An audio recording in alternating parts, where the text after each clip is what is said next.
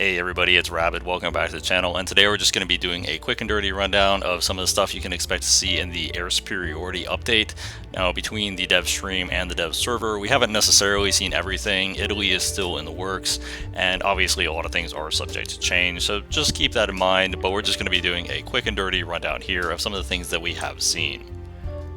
We'll just go ahead and kick things off with the F-15 Eagle because that is one of the titular vehicles for the Air Superiority update. Currently, 3 nations are getting it: USA, Japan, and Israel, and there are some minor differences, but on the whole they are pretty similar. They have fantastic acceleration, although currently they have a weird wing rip issue, which I hope will be resolved before launch, because from what I can tell of its flight performance, that doesn't seem to be historical, but we'll see what happens with that. Overall, it's a good but not really amazing fighter. As far as the air-to-air weapons, this is where you start to see some of the variations. The American one has AIM-9Ms and AIM-7Ms, currently pretty competent missiles, but nothing special. The Japanese one is getting the AAM-3s, which is pretty solid. Looks like it's probably going to be one of the best air-to-air missiles in the game, at least IR missiles-wise, so that should be pretty nice for the Japanese one.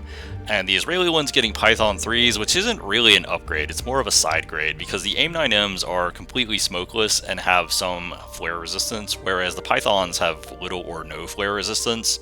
The only advantage the Pythons have is that they're faster, a little more agile, and have a little more range. But against aware enemies, the AIM-9Ms are generally stronger, so the Israeli one, despite having Pythons, is probably going to be sticking with the AIM-9Ms. Additionally, when we start looking at the air-to-ground loadouts, it's kind of underwhelming. The American and Israeli ones, as their guided weapons, all they have are 3 GBU-8s, which they're fine, but they're not really anything special for that battle rating. Everything else is dumb bombs. The Japanese one has no guided air-to-ground whatsoever. And this is where I think the problem with the F-15s is I feel like these are a little bit too late to the party. Had they been 1 or 2 updates ago, they would have been really cool. But as of right now, they're bringing a lot of weapons to the game that we've already seen outside of the Japanese one. Their flight performance is good, but not anything special, and their air-to-ground is actually pretty underwhelming. Basically, every nation that has access to an F-15 has access to an F-16 already that has better air-to-ground loadouts. So it's an interesting airframe, but if you're not a dedicated air battle player, you're probably not going to be rushing to grind it. Even if you are a dedicated air battle player, if they don't fix the wing rip issue, it might not be that fun to fly. So we'll see what happens. Next up, USA are getting 2 new Abrams. We're getting the M1A2 SEP V2 and the Clickbait as a premium. The Clickbait premium is essentially just an HC in the tech tree, but it doesn't have the Dozer Blade modification. No big loss there. My big thought on both of these, and this is as somebody who has spaded every Abrams in the game, has spaded basically everything at American Top Tier, has played American Top Tier a lot, especially for videos and stuff.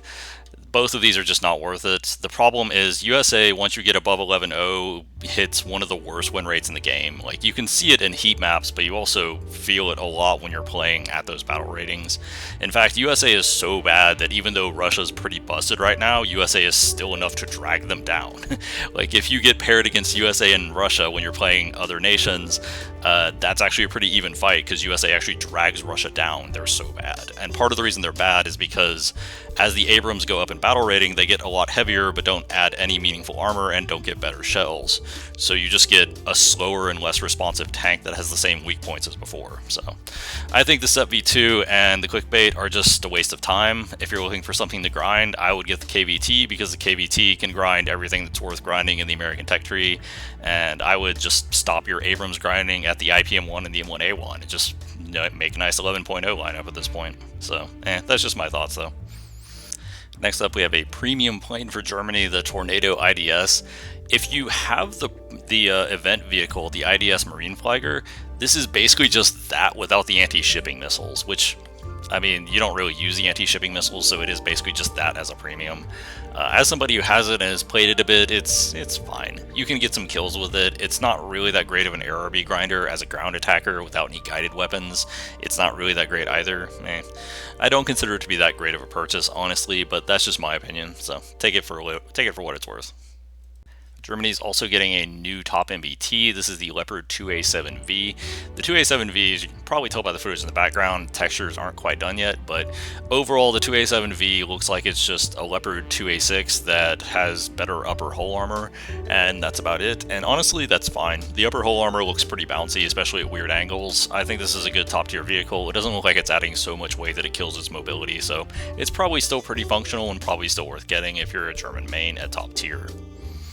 Next up, we have the Su-27, and we'll go ahead and lump this in with the J11 from China, because both of these are identical right now on the dev server, and they kind of shouldn't be. If you're not familiar with the Chinese Air Force, they have the Su-27, but then they also have the J11, which is a domestic version, and then they have like the J15, which is the naval version, and the J16, which is like the upgraded version. But anyway, the Su-27 and the J11 are not identical planes, but they are currently on the dev server, so we'll see what happens with that. But overall, the Su-27 carry up to 10 air-to-air missiles. It has a pretty good array of air-to-air missiles, has a helmet-mounted display, has good maneuverability, good acceleration. My anticipation is that this is going to be the queen of top tier, because even though there are some jets that I think might be better in this update, obviously Russia is a much bigger nation, and then you also have the Chinese flankers as well, so you're going to see these a lot more than you are going to see some of the other offerings. It's like how the F-16 was arguably the best plane, but also there were just so many of them that you saw them everywhere. I think this is going to be a very similar story. The biggest thing about this is that if you are a ground RB player, this thing basically has crap air-to-ground ordnance, so I wouldn't really bother with it, but if you are an air RB player, you'll probably really enjoy it. Russia's also getting the T90M. I don't know where Gaijin's getting the data for the T90M, because presumably it's still classified, but it's whatever. The armor on this vehicle looks completely wrong. The sides are laughably well protected. It doesn't even make sense. Like, we know for a fact the sides on this vehicle can't take hits from modern shells, because we have videos of it taking hits from modern shells and the turret going flying in the air, but it's whatever. The big thing about the T90M, you might think it's broken looking at the armor, but we're pretending at that point the T80 BVM wasn't already broken. It didn't already have a lot of the same issues in terms of its armor profile and spalling not working correctly. But it turns out the BVM has better power to weight, better reverse gear, and a faster reload. So you're adding more armor where the vehicle was already strong, and you're losing areas that are actually kind of important. As much as I think this tank is probably better than it should be, I also am not entirely certain players will lean on it over the BVM. Like, unless the BVM's armor just gets a nerf or something, I would probably just play the BVM, because the better power to weight, better reverse gear, and better reload would just offer more utility. Next up, we get the Challenger 3 prototype, which all the Britain mains should be celebrating. This thing is fantastic. You get the L55 gun with the M53, one of the best guns in the game. You get a 15-round ready rack, so you can take a total of 16 rounds without it going in the hull, which is amazing. You get good power to weight. Overall, this thing just looks really, really good, and if I was a Britain main, I would be celebrating, because after the Challenger tanks just getting heavier and heavier and heavier, not really adding anything in terms of armor, mobility, or firepower, it just seemed like they were headed down a bit of a death spiral, but the Challenger 3P does look like it's a nice breath of fresh air. On top of that, there's also the Gripen, which is allegedly coming for Britain. They haven't shown it yet because apparently it's not ready, but it's a South African Gripen, and based on how the Gripen works in the Swedish tech tree, it looks like the Britain mains are going to be eating good this patch. This looks really solid for Britain. In addition to the previous stated Eagle, Japan is getting the Type 99, which is a self-propelled artillery piece. It's basically just an SPG that fires high explosive rounds, but it has higher muzzle velocity. It's not anything like earth-shattering. It's kind of like a pocket Vidar, but doesn't have stuff like the laser rangefinder on it, so it's probably pretty fun, but there's not really that much to say about these high explosive slingers. You're just bonking people in the face with big high explosive rounds, and that's really all they do. Next up, we have a new top tier tank for China, the VT-4B, and this one's actually really interesting. So it has the standard Chinese gun. The reverse gear is good, but it's not quite as good as the 99A if memory serves. Additionally, you also get an active protection system, and this is the best active protection system in the game currently. You have 4 charges per side, so you have a total of 8 charges. You have a much higher threshold for intercepting rounds than any other system, and you have a very high area of coverage. It's kind of like if the Iron Fist system on the Black Knight had basically double the charges and also some slightly better characteristics, so it's a really good active protection system. I'm actually kind of looking forward to this. I think this is going to be a solid addition to the Chinese line, and yeah, Chinese mains should be pretty stoked about this one. Next up for France, they're getting a truck. More accurately, it's a truck that has 6 people shoved into it for some reason, and a pair of dual 20mm on the back. The 20mm are actually pretty easy to aim, or at least these models of 20mm, so as a mid-tier AA goes, this is actually a pretty decent little gap filler. I could see this being pretty fun to play, although obviously its utility against tanks at this battle rating is going to be incredibly limited, but it should at least be fairly easy to aim, high rate of fire, high muzzle velocity against aircraft, so that's pretty nice. But the real jewel for France is the Mirage 4000. This thing looks really good. Good acceleration, good maneuverability, you have a good array of air-to-air missiles, you also have some good air-to-ground missiles. Like, this thing kind of slaps. French mains for top tier should be really enjoying this one. This one looks really good. I'm actually kind of sad I don't have my French air tree up enough, because I would actually like to take this out for a test ride, but it is what it is. Anyway, but yeah, this looks like a very solid addition for French players. Next up for Sweden, they're getting another version of the Fong 122, the 122P Plus. This is a 122, it has better upper plate armor, it also has some better side armor. It doesn't have the cool little periscope, which is kind of sad, but overall this does just look like a very solid vehicle, yet another addition to Swedish top tier. I would say Swedish top tier is eaten good, especially with this and the other one, but the other vehicle that we'll talk about in a minute, but Swedish top tier has been eating good for a long time. Swedish top tier is one of the few that are very competitive with Russian top tier. Next up for Sweden, we have the J39 Griin. This one looks really solid. Good flight performance overall, good acceleration, good maneuverability. You have a pretty good selection of air-to-air missiles. Not the best though, because you're kind of stuck with sky flashes for your radar-guided missiles, your semi-actives, but overall there's very little wrong with the Griffin. You also have a solid array of air-to-ground ordnance, so I suspect this will be the default ground pounder for most Swedish mains going forward at top tier. This just looks like a really good plane, and yeah, Swedish mains should definitely be pretty stoked to be getting it.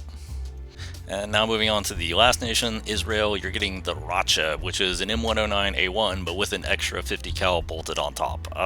Yeah, M109A1 is good. I did the entire M109 guide. I think this is a nice addition to the tech tree. It'll be fun to play it.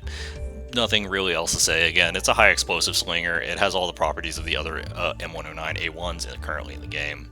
And of course, last up for this update, we have the M113 Toad, the giraffe for Israel, which apparently took them forever to implement for reasons that I can't actually explain, because the giraffe is just a vehicle that's already in the game, and it was in the roadmap initially for Israel, but it's whatever. It'll be a nice little way to fill out some top tier lineups. That's about it.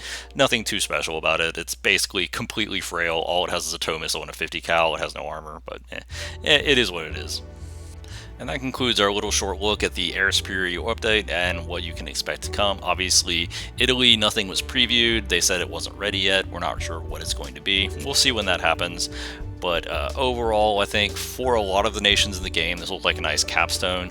A lot of nations are getting usable jets for top tier, some for CAS, some for just air superiority. Some nations are getting some pretty useful upgrades for their ATs. I do feel like USA is getting pretty shafted here, because getting heavier Abrams that don't have meaningfully better armor or shells is really not what USA needs when they have an abysmal win rate. And getting a premium that allows less experienced players to go into that doesn't really help the situation either.